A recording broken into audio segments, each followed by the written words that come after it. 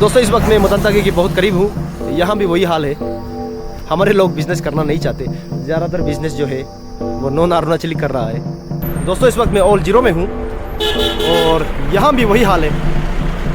Majority of the business are run, operated, managed by non Arunachalis. All zero. दोस्तों इस वक्त मैं एसएसबी गेट में हूँ, यहाँ भी वही हाल है। जितने भी बिजनेस हैं maximum run, operated, managed by non Arunachali. दोस्तों फिलहाल मैं आया हूँ यहाँ संडे मार्केट में। यहाँ आने की वजह यह है कि मैं देखना चाहता हूँ कि कितने लोग, ट्राइबल लोग यहाँ बिजनेस कर रहे हैं।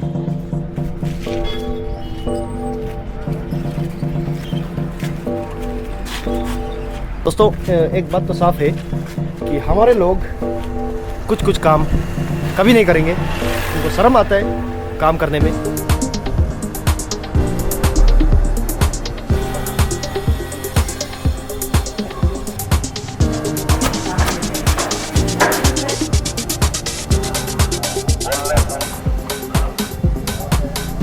Friends, right now I am at Hapoli and today we are going to talk about the fast changing demography of Ziro। जी हाँ दोस्तों, आज हम बात करेंगे डेमोग्राफी के बारे। और ये सिर्फ जीरो की बात नहीं है, पूरे अरुणाचल में इस वक्त डेमोग्राफी काफ़ी तेज़ी से बदल रहा है।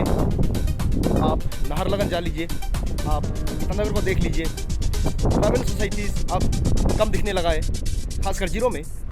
और इसलिए आज के इस एपिसोड में हम इस बात पे चर्चा करेंगे कि एक ट्राइबल सोसाइटीज़ पे एक डेमोग्राफिक चेंज का क्या असर रहता है, उसके फ़ायदे क्या है, उसके नुकसान क्या है। We are going to talk about the economic implications, the socio and political implications on environment and business opportunities. So stay with me. My name is Dusupi Sirius and you are watching Special Report 2.0 only on APYR.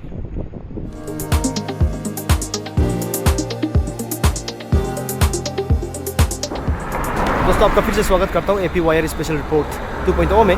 दोस्तों आज के विषय में जो मैंने demography शब्द का इस्तेमाल किया है, इससे पहले आपको समझना होगा ये किस तरह पॉपुलेशन से अलग है।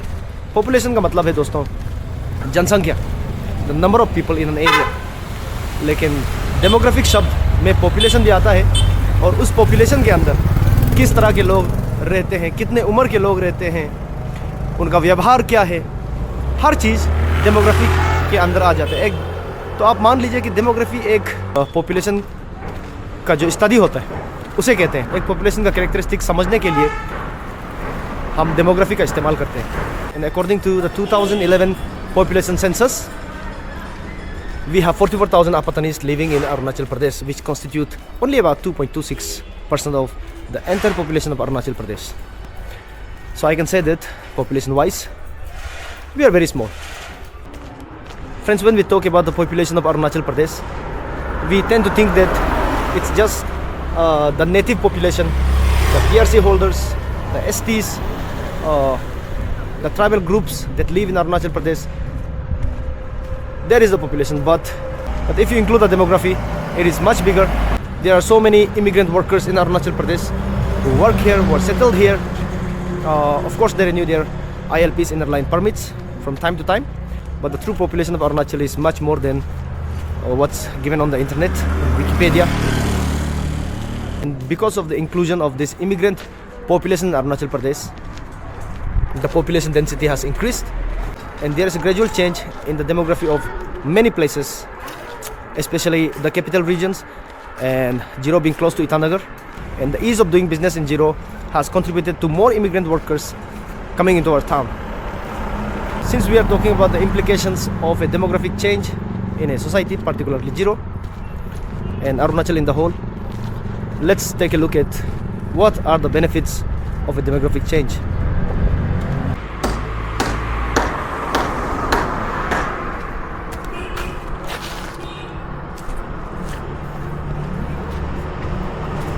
दोस्तों आपको किताबों में पढ़ने को मिलेगा, आप विकिपीडिया जाओ, गूगल जाओ, उसमें आपको पढ़ने को मिलेगा कि डेमोग्राफी चेंज होने के फ़ायदे क्या क्या हैं।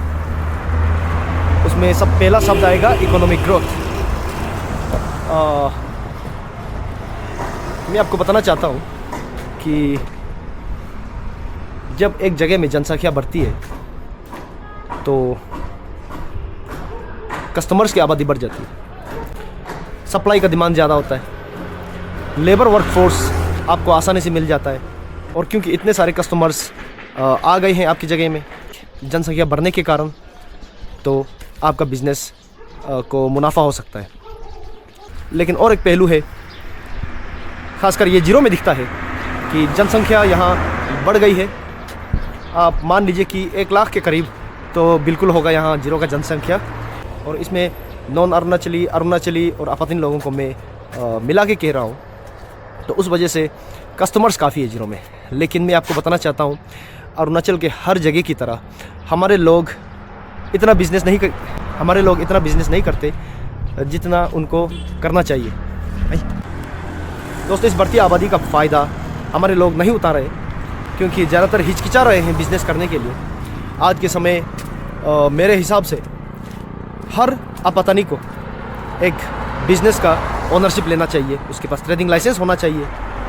मेरा ये मानना है, अगर आपके पास कहीं कोई ज़मीन है, ख़ासकर हाईवे के सामने, तो आपको इस तरह का बिज़नेस एस्टेब्लिशमेंट बना लेना चाहिए, क्योंकि आपके पास कुछ तो आएगा महीने में।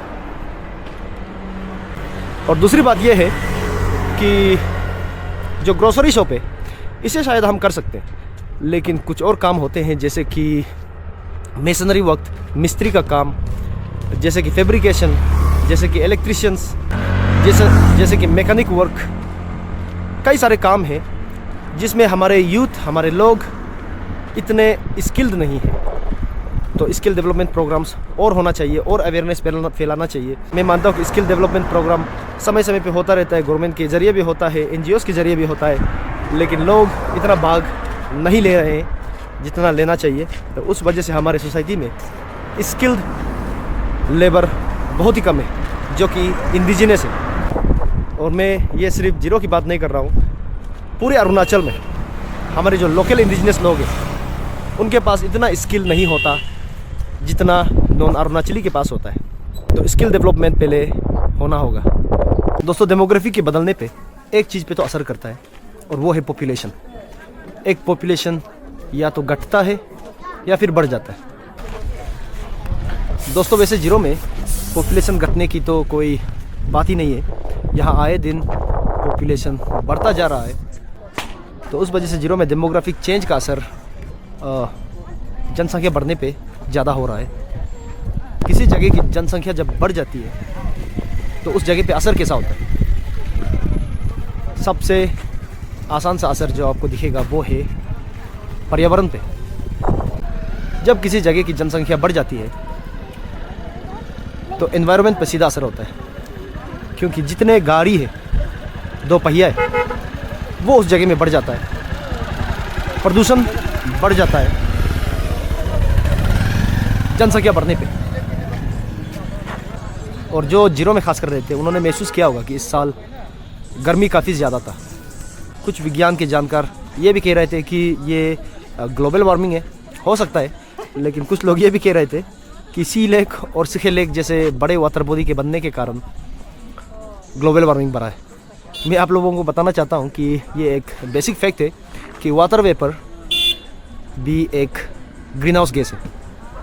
ये APPSC में भी आया था, लेकिन मैं नहीं मानता कि 2 वाटर बॉडी बनने की वजह से जीरो का तापमान बढ़ा है। मैं सोचता हूँ कि ये प्रदूषण और डिफॉरेस्टेशन की वजह से ही बढ़ा है।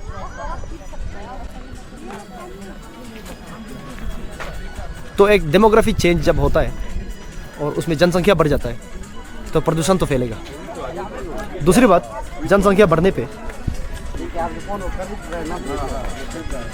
रिसोर्स का ज़्यादा एक्सप्लॉइटेशन होता है। जैसे कि हम सेटलमेंट बनाने के लिए अब जंगलों को काटना शुरू कर रहे हैं, और साथ ही साथ नए कंस्ट्रक्शंस बनाने के लिए माइनिंग कर रहे हैं। बड़े बड़े पहाड़ों को काट रहे हैं, चट्टानों को काट रहे हैं, ताकि वहाँ से रेत निकले। लैंड माइनिंग ज़्यादा हो गया है जीरो में, और ये सब असर है एक डेमोग्राफिक चेंज ही। लोग ज़्यादा से ज़्यादा कंस्ट्रक्शंस बनाना चाहते हैं, लोग ज़्यादा से ज़्यादा सेटलमेंट बनाना चाहते हैं, जनसंख्या बढ़ने पे नदी और नालों में क्या असर होता है। दोस्तों, आप चाहे जितना भी नेक इंसान हो, पर्यावरण के लिए कहीं ना कहीं आप सही नहीं हो, क्योंकि जनसंख्या जितनी बढ़ती है हमारे वाटर बॉडीज़ उतना गंदा होता है। आप चाहे किसी गाड़ी का इस्तेमाल नहीं करते होंगे, आप चाहे प्लास्टिक वेस्ट नहीं फैलाते होंगे, लेकिन आपके घर का जो गंदा पानी है, साबुन वाला पानी है, वो जाके नहरों में तो जाता है, प्रदूषण। दोस्तों, फ़िलहाल मैं आया हूँ यहाँ संडे मार्केट में। ये दनिकुंजा गवर्नमेंट हायर सेकेंडरी स्कूल के करीब होता है। यहाँ आने की वजह यह है कि मैं देखना चाहता हूँ कि कितने लोग, ट्राइबल लोग यहाँ बिज़नेस कर रहे हैं, कितने नॉन अरुणाचली यहाँ बिज़नेस कर रहे हैं। क्या संडे मार्केट जैसी चीज़ों का हमारे लोकल लोग बिज़नेस करके फ़ायदा उठा रहे हैं, या फिर वो हर जगह की तरह कस्टमर ही बने फिर रहे हैं। चलिए देखते हैं। दोस्तों, ये सब्जी वाला लाइन है और जैसे आपने देखा कोई लोकल नहीं है, कोई बिज़नेस नहीं कर रहा है, यहाँ पे सब्जियाँ नहीं बेच रहा। उधर भी आप देख लीजिए। अब मैं ये कपड़े वाली सेक्शन में जाके देखता हूँ। यहाँ कुछ है लोग जो कपड़ों का बिज़नेस कर रहे हैं।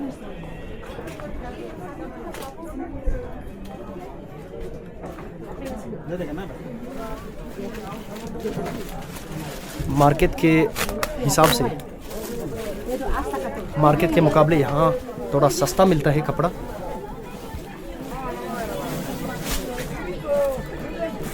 ना के बराबर है दोस्तों, ना के बराबर है। लोकल्स नहीं कर रहे हैं।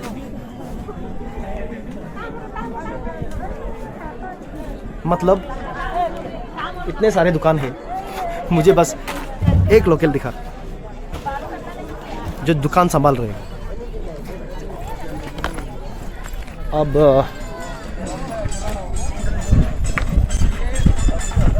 चलिए और देखते हैं कि लोकल्स कितना बिजनेस कर रहे हैं संडे मार्केट में।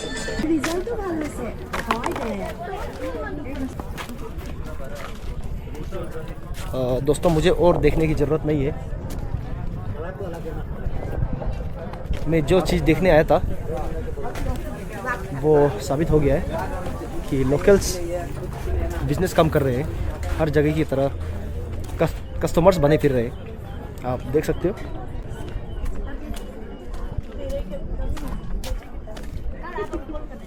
बस एक दुकान यहाँ है, कपड़ों का दुकान है।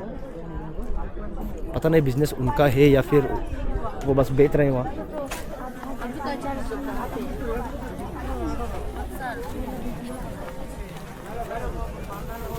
दोस्तों, इस वक्त मैं एसएसबी गेट में हूँ। यहाँ भी वही हाल है। जितने भी बिजनेस हैं maximum run, operated, managed by non Arunachali. दोस्तों, मैं आपको बताना चाहता हूँ कि मेरे कॉलोनी में जब आप शाम को निकलोगे तो बिल्कुल आपको लगेगा नहीं कि ये कोई ट्राइबल एरिया है। इतने सारे इमिग्रेंट वर्कर्स हैं यहाँ पे। उस वजह से ऐसा प्रतीत होता है कि आप कहीं लखीमपुर या फिर बंदरदेवा या फिर गुवाहाटी में हो, इस तरह प्रतीत होता है because of the immigrant population. और ये बड़े दुख की बात है कि किसी ज़माने हमारा भी यहाँ काफ़ी बिजनेस एस्टेब्लिशमेंट हुआ करता था। खासकर आप वो जो बिल्डिंग देख रहे हो वो हमारा होता था, लेकिन बिक चुका है। आज उस बिल्डिंग की कीमत, उस जगह की कीमत, इस बिजनेस एस्टेब्लिशमेंट की कीमत करोड़ों में होगी दोस्तों। हमने बेचा लाखों में, ये करोड़ों में होगा। तो ये होता है वैल्यू। अगर आज के समय आपके पास आपका ज़मीन है हाईवे के नज़दीक और आप अपना बिजनेस एस्टेब्लिशमेंट नहीं खोल रहे हो तो आप एक बड़ी गलती कर रहे हो। बिजनेस एस्टेब्लिशमेंट, एंटरप्राइजेस, ट्रेडिंग, यही चीज़ आपके ज़मीन का वैल्यू बढ़ाता है। आप नहीं कर रहे हो, नुकसान आपका होगा। और मैं आपको बताना चाहता हूँ कि यहाँ ऐसे भी कई सारे दुकानदार हैं जिनका अपना बिजनेस है, जो लोकल है, अच्छा खासा बिजनेस है उनका, कोई गवर्नमेंट जॉब नहीं है, वो उस बिज़नेस से गुजारा करते हैं। ईटानगर में ज़मीन खरीदा है, बिल्डिंग बना रहे हैं, बच्चों को पढ़ा रहे हैं। तो दोस्तों, ये होता है बिज़नेस का स्कोप। अगर हमारे लोग बिज़नेस सही तरीके से करें तो गवर्नमेंट जॉब के पीछे इतना रोना धोना करने की ज़रूरत नहीं है। दोस्तों, आपने हाल ही में देखा होगा आज या कल के वीडियो में कि हमारे अरुणाचल के युवा पीढ़ी कितने स्टूडेंट यूनियन के पीछे भागते हैं। इलेक्शंस के दौरान मारपीट करने तक ये हिचकिचाते नहीं हैं। स्टूडेंट यूनियन के पीछे ये जितना भाग रहे हैं, अगर ये बिज़नेस संभाले तो उनका ज़िंदगी काफ़ी आसान होगा।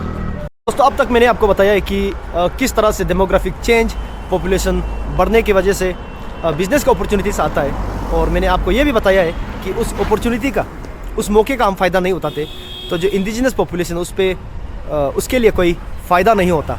और ज़्यादातर समय हमारे अरुणाचल के लोग इस मौके का फ़ायदा नहीं उठाते जब तक उन्हें समझ में आता है कि यहाँ एक मौका है बिज़नेस खोलने का, एंटरप्राइज खोलने का, ट्रेडिंग लाइसेंस बनाने का। तब तक बहुत देर हो चुकी होती है और कंपटीशन काफ़ी बढ़ जाता है। चलिए दूसरे पॉइंट पे जाते हैं कि एक डेमोग्राफी के बदलने से और क्या क्या फ़ायदे और नुकसान हैं। Cultural and social implications of demographic change. दोस्तों, अगर एक डेमोग्राफी में एक तरह के लोग ज़्यादा आ रहे हैं, जिनका कुछ मान्यताएं हैं, जिनका कुछ आस्था है, एक शब्द है अंग्रेजी में जिसे कहते हैं सप्रेस। अगर कल्चरली सप्रेस करने वाले डेमोग्राफी इमिग्रेंट अरुणाचल में आते हैं तो इंडिजिनस ट्राइब पे बहुत ज़्यादा खतरा है। दोस्तों, आज के समय में जो इंडिजिनस फेथ है वो घटता जा रहा है। जितने लोग इंडिजिनस फेथ को मान रहे हैं अरुणाचल में, अब वो तीसरे से चौथे नंबर पे आ चुके हैं। और हालांकि 2011 के बाद कोई सेंसस नहीं हुआ अरुणाचल में, लेकिन आने वाला जो भी सेंसस होगा वो काफ़ी कुछ कह जाएगा दोस्तों कि हमें किस तरह से आगे बढ़ना चाहिए। क्या हम एक ट्राइबल सोसाइटी से अल्ट्रा मॉडर्न सोसाइटी बनने को तैयार हैं? क्या हम अपने वैल्यूज़ को भूलना चाहते हैं, या फिर हमारे जो वैल्यूज़ होते थे कल्चरली, सोशली, जो हमारे ट्रेडिशनल वैल्यूज़ हैं, क्या हम उसे खो रहे हैं? ये अगला सेंसस में हमें सब पता चल जाएगा। और इसी वजह से मैं कहता हूँ कि अगर एक डेमोग्राफी में इमिग्रेंट काफ़ी सारे आ रहे हैं और वो कल्चरली सप्रेस कर रहे हैं, एक सिस्टमेटिक बदलाव आ रहा है ट्राइबल फेथ में, ट्राइबल कल्चर में, तो इस तरह का डेमोग्राफिक चेंज एक ट्राइबल सोसाइटी के लिए सही नहीं है। और तीसरी बात, ये आपको गूगल किसी भी राइटअप में आपको नहीं मिलेगा। मैं बोल रहा हूँ कि जब एक ट्राइबल सोसाइटी में इमिग्रेंट पॉपुलेशन बढ़ जाता है तो ज़्यादातर समय हो सकता है कि वो बिज़नेस के लिए आए हों। ऐसा हो सकता है कि उनके जगह में अब कंपटीशन इतना बढ़ गया हो कि वो वहाँ कुछ कमा नहीं पा रहे। तो इसलिए जहाँ जनसंख्या कम है, जहाँ अपॉर्चुनिटीज़ है, जैसे कि अरुणाचल, वो यहाँ आ रहे हैं बिज़नेस सेटअप करने के लिए। लेकिन हमें इस बात का भी ध्यान रखना होगा कि जितने भी इमिग्रेंट पॉपुलेशन आ रहे हैं, सबके नेक विचार नहीं होंगे। हम सबको पता है ड्रग्स अरुणाचल में नहीं बनता। जो लिक्वर होता है वो हाल ही में अरुणाचल में बनना शुरू हुआ है, वरना लिक्वर भी अरुणाचल में नहीं बनता, सिगरेट्स नहीं बनता, बीड़ी नहीं बनता, ये सब बाहर से आ रहे हैं। मेरा बोलने का मतलब है पिछले 50 सालों में अरुणाचल जिस तरह इंस्टीट्यूशनलाइज हुआ है एक मॉडर्न सोसाइटी की तरफ, इसमें अच्छी चीज़ें आई है और साथ ही साथ ख़राब चीज़ें भी आई है। और हमें इस बात का ध्यान रखना है कि इकोनॉमिक ग्रोथ के चक्कर में, लेबर फोर्स तलाश करने के चक्कर में हम कहीं ILP गलत लोगों को नहीं दे रहे। इस बात का हमें ध्यान रखना होगा। दोस्तों, कुछ और नेगेटिव पॉइंट्स है जिसे मैं यहाँ बोलना नहीं चाहता, नहीं तो मीडिया एथिक्स के खिलाफ हो जाएगा वो। लेकिन आप सबको पता है कि जब एक जगह में, अपने ही जगह में कोई माइनॉरिटी बन जाता है जनसंख्या के हिसाब से, तो उस पर किस तरह का जुल्म हो सकता है, किस तरह उसका आवाज़ दबा दिया जा सकता है। तो मैं इस तरह का पॉइंट न्यूज़ में बोलना नहीं चाहता, लेकिन आप लोगों को ही पता है हमारा ट्राइबल सोसाइटीज़, अरुणाचल एक बहुत ही नया राज्य है, हमें दूसरे राज्यों से भी सीखना चाहिए। बस इस बात का आप लोग ध्यान रहे कि अरुणाचल में अरुणाचल वासी का भला होना चाहिए। यही एक राज्य है हमारे सोसाइटी के लिए, यही एक राज्य है जहां हम रहेंगे सदियों तक। इसलिए मैं कह रहा हूं कि अपने राज्य में अपने लोगों की भलाई होनी चाहिए, और ये राज्य सरकार की सबसे बड़ी जिम्मेदारी है। दोस्तों मेरा नाम है दुसुपी सीरियस और आज के स्पेशल रिपोर्ट में मेरे साथ जुड़ने के लिए बहुत बहुत धन्यवाद। मुझे पता है और कई सारे पॉइंट्स हैं जिस पे मैंने यहाँ चर्चा नहीं की है, लेकिन मैं चाहता हूँ कि आप मुझे कमेंट्स में बताएं कि कौन कौन से फ़ायदे हैं डेमोग्राफी चेंज के, कौन कौन से नुकसान हैं। आपसे जल्द ही मिलता हूँ अगले हफ्ते एक दूसरे विषय में। धन्यवाद।